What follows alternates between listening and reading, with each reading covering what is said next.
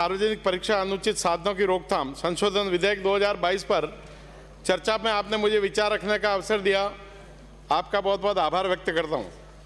राजस्थान सार्वजनिक परीक्षा अनुचित साधनों की रोकथाम अधिनियम 1992 की धारा 8 में संशोधन प्रस्तावित है।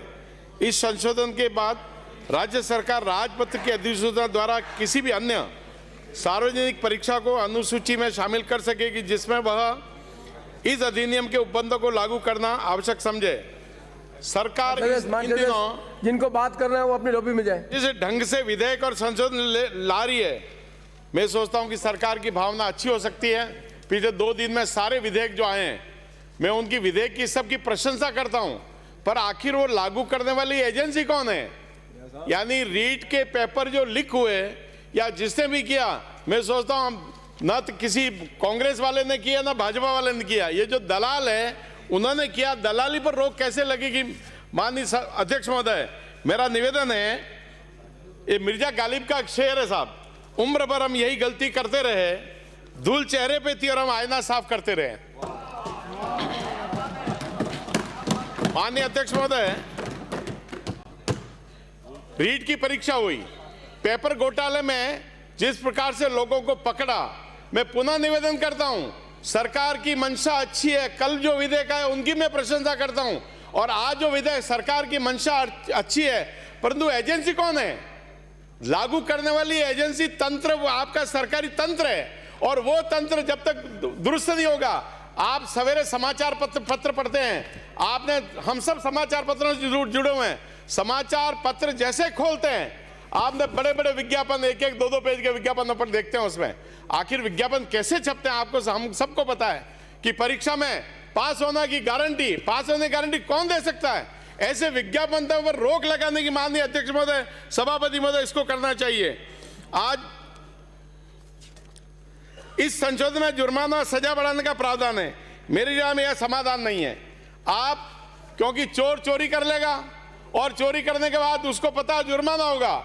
एक पिक्चर का सीन देखा मैंने, उस पिक्चर के सीन में यह था कि रेलवे की जंजीर खींचते हैं तो 250 रुपये जुर्माना होता है। उसकी कोई सवारी बैठ गई, 250 रुपये जेब में ले गया, जंजीर, पुलिस आई, जंजीर खींचने, मैंने खींची, 250 रुपये देकर रवाना हो गया।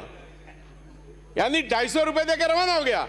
ये जो, जब तक आप, मेरा निवेदन है माननीय सभापति महोदय, जब तक ये तंत्र ठीक नहीं होगा, एग्जीक्यूट करने वाली जो एजेंसी है, उस एजेंसी को जब तक सजा का प्रावधान, क्योंकि आपने देखा होगा उत्तर प्रदेश में अभी चुनाव हुए, चुनाव में मैं नाम नहीं लूंगा, यहां पर एक पार्टी ने घोषणा की कि जो परीक्षा के नियम लागू हो रखे हैं पिछली सरकार ने, कि हम उसको बदल देंगे, यानी परीक्षा में जो सख्ती की उसको बदल देंगे। एक पार्टी ने घोषणा की थी।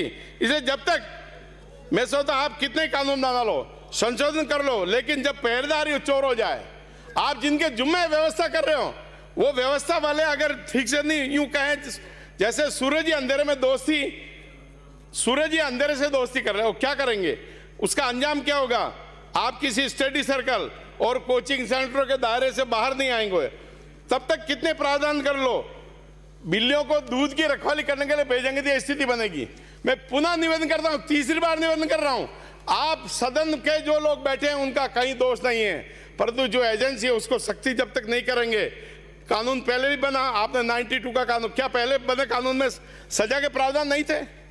और यदि थे तो प्रोविडेंस से लागू कितनी बार हुआ?